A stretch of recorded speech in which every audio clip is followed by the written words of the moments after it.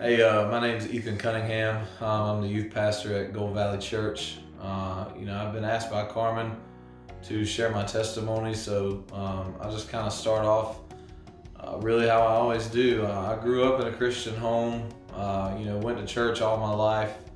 Uh, you know, from the time I was born, I was always in church on the front pew. I thought that made me a Christian. I thought being in a setting where I was always going to church and my mom and dad, went to church with me, they prayed, and I just thought that made me a Christian. But as I went on in life, I began to just not really like going to church. When I was old enough to drive, I used to play the drums, and so I would start leaving after music, just because I didn't want to hear what the pastor had to say. I've always been really focused on trying to do the right thing. Never really dealt with drugs or alcohol or smoking or anything like that, but I just really didn't want to hear what the pastor had to say because it was just, I guess it was boring to me. When I was 13, my dad decided that he was going to leave. He was never really in the house. We have a good relationship still to this day. He's a great man. He just decided that, being married to my mom just wasn't something that he wanted to do anymore. But so again, I was 13 and he walked out. I never saw how a man was supposed to treat a woman. And I will start off by saying this, that I'm in no way bad mouthing my dad, because I love him to death. He's a great man. But I never saw my parents hold hands. I never saw them kiss. They didn't sleep in the same room. Oftentimes I would, only see my dad in the mornings before I went to school. I would wake up, my mom would, get me out of bed and everything, and I'd run in there and see my dad sleeping on the couch.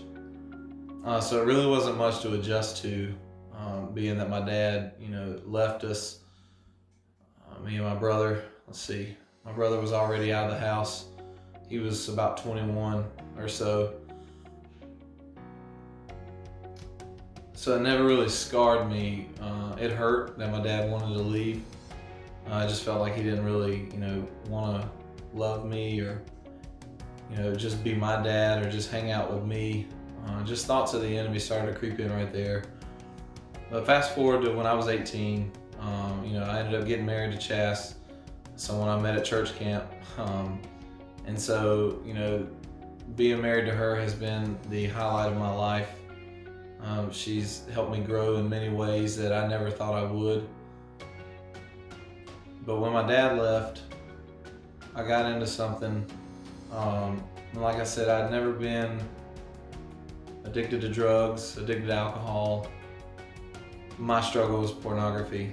I really struggled with pornography from the time I was in 6th grade all the way until the first year of marriage. It stayed in the darkness. It stayed, down deep inside of me. My mom didn't know. Obviously my dad, because he wasn't there, but my granddad was living with us. He didn't know.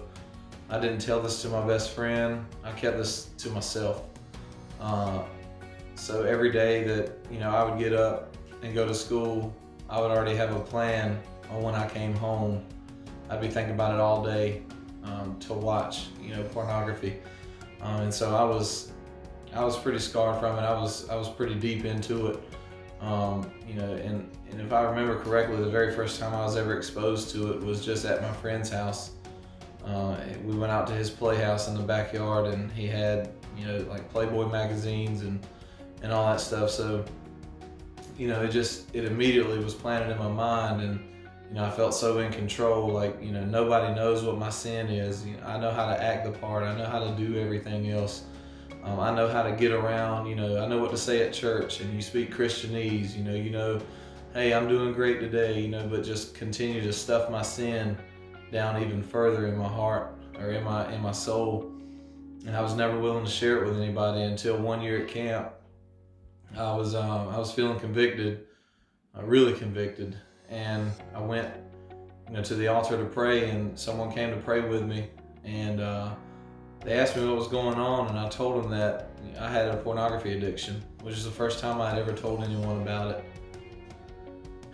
And one of the things that I've really gotten into the youth, my youth group, is just telling them that, when you're struggling with something that no one knows about, you have to say it out loud to someone, because then it becomes real. Then you actually identify, and that hey, I've got a problem with this. This is what's going on in my life, and I want it to be gone. I want it fixed. So, I told him, hey, look, I'm addicted to pornography. I've been addicted to it for, a lot of years, since I was in 6th grade. So probably about 6 or 7 years. And, I was like, I just don't know I don't know how to shake it. I don't know how to get rid of it. I was like, it consumes my whole life. Like, I literally think about it all day long. I don't want to do it, but I do it. And I just don't understand. And when he asked me, he said, have you ever told anybody? And I said, no. And he said, well, I dealt with the same thing. And so it kind of gave me comfort and peace. But then the next thing out of his mouth really, really shocked me. And he said, you have to tell your wife. And I immediately just started crying. And I was so scared that we were going to separate because, dealing with something like this, pornography was a big issue. Not really thinking how it made my wife feel, but knowing that it impacted her in a negative way, and to make her, feel insecure about herself, that I had to go look at other people, to be fulfilled, or to fulfill my sin, to fulfill my flesh. So I didn't want to tell her, but I did. I mustered up enough courage to tell her. Of course, she was hurt. I broke trust. Still dabbled in it every now and then. After I told her and tried to keep it a secret, I lied a lot. I was a really, really bad liar. And by a bad liar, I mean I did it all the time about little stuff.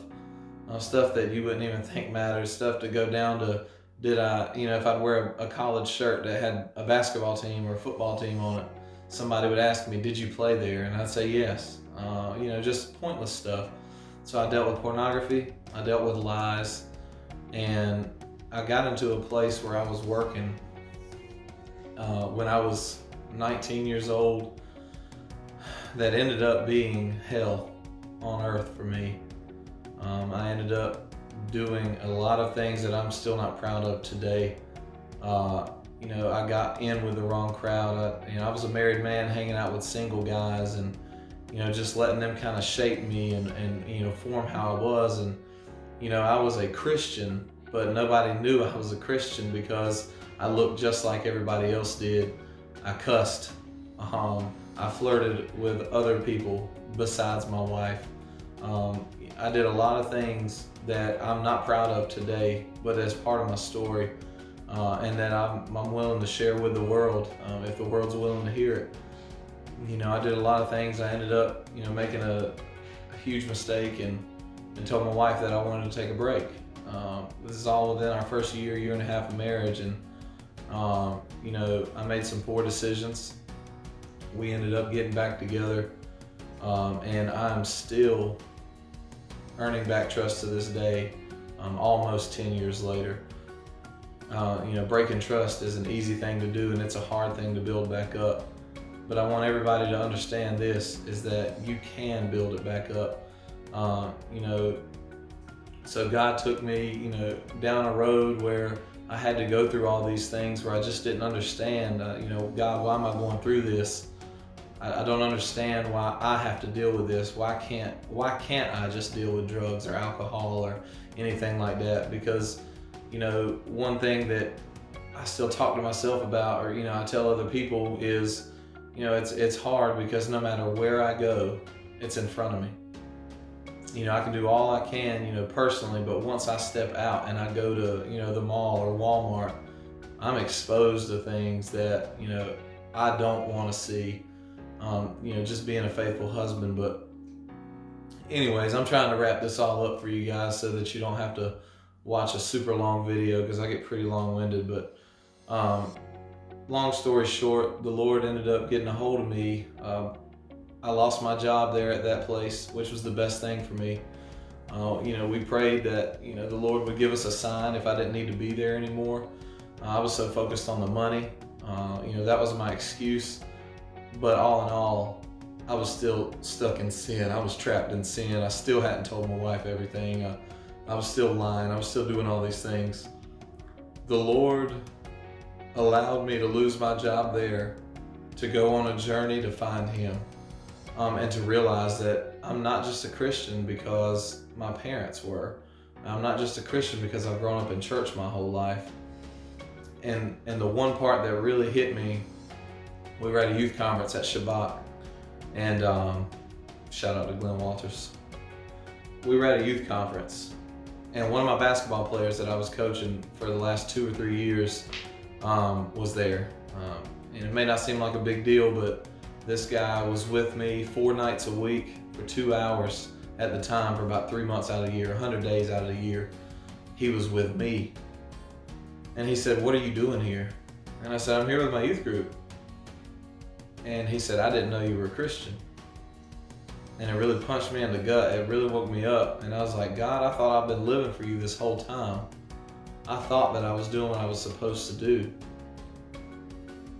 And so to understand this, not really understanding, like, how could this guy not know that I'm a Christian? So I really had to take a look at myself. I had to take a step back. And so what I did was I went on a journey of becoming honest. I went on a journey of doing everything right. And I said, from this day forward, no one will ever be able to tell me that they didn't know I was a Christian. I've gone on and on trying to make sure that everybody knows I'm a Christian and just spread the love of Christ.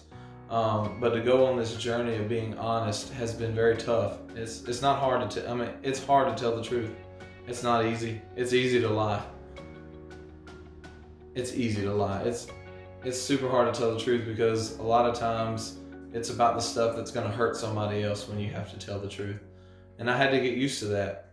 And I've gotten better. But there's a verse that I read, a couple of verses I read the other day that I want to share with you.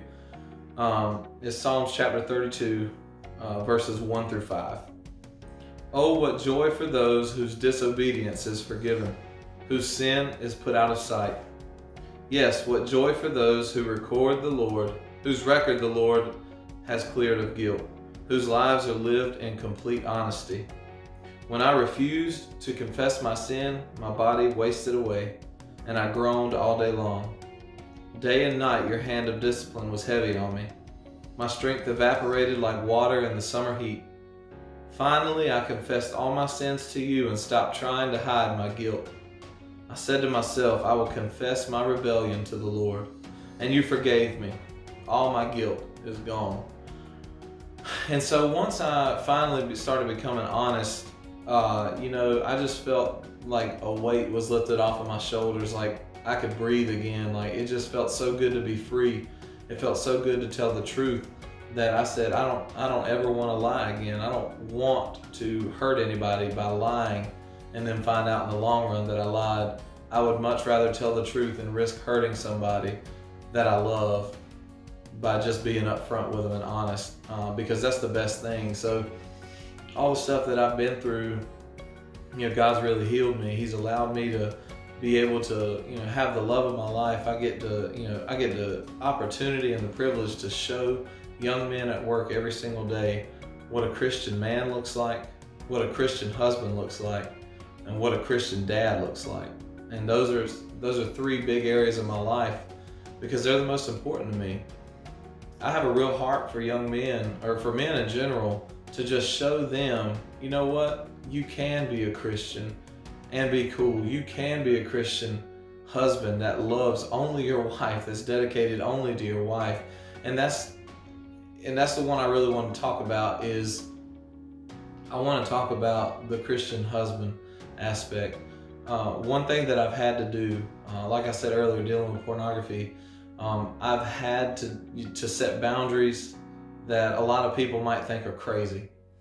One thing that I don't do is I don't go have random conversations with females anymore. I've set a boundary to where I keep my distance at all times. As a manager now, I have to deal with that sometimes, but what's always on my mind is being faithful and cherishing my wife. So while I may close the door with a male in my office, I will not close the door with a female in my office. While I may go cut up and ask guys how they're doing and talk to them for a long time, just about life in general, I will not go talk to, unless they're in my youth group or, at camp or anything like that, but just random ones that I work with or random ones, that I meet, I'm not putting myself out there like that anymore. And you might say, Ethan, that's just a little crazy. That's not crazy for me when you've come from where I've come from, when you've been delivered from what I've been delivered from. This is my story, and this is how I've chosen to live my life. I've chosen to live my life honoring to God first and honoring my wife and my kids second. And so along with that, it is an issue for me to surf the web. And so one thing that I've done is I put an adult content block on my phone. So I can't look at it. Even if there is a time where, you might say right now, are you really that weak, Ethan? And no, I'm not that weak, but there may be a time where, I'm really struggling one day and I am weak and I try. And thank the Lord that hasn't really, not a porn site or anything like that, but, just soft things like YouTube. There's some stuff I just can't continue to look at because there's half-naked people on there. And so I cannot go look at that stuff. So another thing that I've done aside from the adult content block, if I'm on the internet, I'm around somebody. So I'm making sure that even if something does come up, I'm not going to go for it. I'm not going to fall for it. I've taken a lot of boundaries, and those are just a few, but I've taken a lot of steps to make sure that I remain on top of this thing. Like, I've cut the head off of the Goliath in my life, and I'm never going back. The Lord transformed me. If you knew me before, I don't know, 5 or 6 years ago, you would see a totally different person. And the one thing that I'm absolutely loving now is that I get to share every bit of hurt that I've been through, and me and Chas have been through. I get to share that with people who aren't married now, who are married, who are thinking about getting married. I get to share part of our story and just let them know that you can get through anything. You can work through anything. And one thing that I would encourage you to do is I would encourage you to make sure that you are honest with yourself. Whenever you have an issue, whenever you have a problem, you know what? We as humans start to have the tendency to push it down and not let anybody else know because it makes us weak. Well, I will tell you that it doesn't make you weak. It just makes you human. We all have weaknesses. We all have things that we're drawn to. We all have things that we're tempted by. And yours may be different than mine, but if you're watching this video this long in, you've probably dealt with what I've dealt with. A lot of guys deal with this, and I'll challenge you to be honest with yourself, but most of all, to be honest with your spouse. Because not only are you hurting you, and you don't know it, you're hurting your spouse. You see, I was dying from the inside. Just like that verse said that I read, I was screaming on the inside. I was getting eaten alive on the inside because I just wanted to tell somebody, but I knew nobody would understand. God really changed my life. And now I'm happier than I've ever been. I'm at a place where I want to be. I'm at a place where I get to minister every day. I get a place where I get to share my life and my story on a daily basis. And I know I've said that a few times. That's why I'm about to wrap this video up, because I really start repeating myself. But if there's one thing I want you guys to know, whoever's watching this, is that God loves you. I love you. There is hope for you. There is a hope for you to be able to live a life free from your addiction. You just have to make the move. And in order to make that move, it's going to require you to do some uncomfortable things. It's going to require you, again, to be honest with yourself and honest with somebody else. Not everybody needs to know, but somebody that can help you walk through this. You're not going through this for just you. I thought I was going through it for just me, but the reason I went through what I went through is because it's my story, and I get to share it with you all. I get to share it with other people on a daily basis. I get to see other people really grasp what God is trying to do in their lives on a daily basis. And I'm never going to be I'm never going to take that for granted, that I get the privilege to share God's word and God's heart with people now. Somebody that used to be a camouflage Christian, that just thought they were a Christian through osmosis because I was around it so much. I finally had to start believing for myself. And so I would challenge you to not only be honest with yourself, but to challenge yourself. Challenge yourself to go out there and see this faith and understand this faith for your own. Don't do it just because mom and dad have done it, because mom and dad aren't getting you into heaven.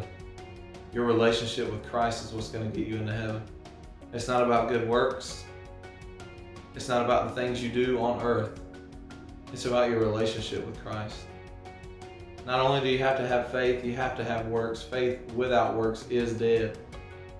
You have to show people how fun it is to love Christ. You have to show people that it's not boring to be a Christian. You have to show people what a real Christian looks like. And what I mean by a real Christian is someone who loves, someone who does not judge. You can't judge people. You can't hate people. You've got to love people. It's not our job to clean them up. It's our job to catch them. We have to catch them so that He can clean them. I want you to know again that God loves you and that I love you. I hope that something I've said tonight has kind of opened your eyes and changed your perspective.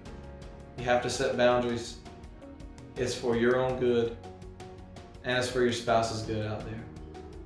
If you ever need me, we can get up and try to find out how to reach me. I'm not on Facebook, but our youth group is the Wave Youth.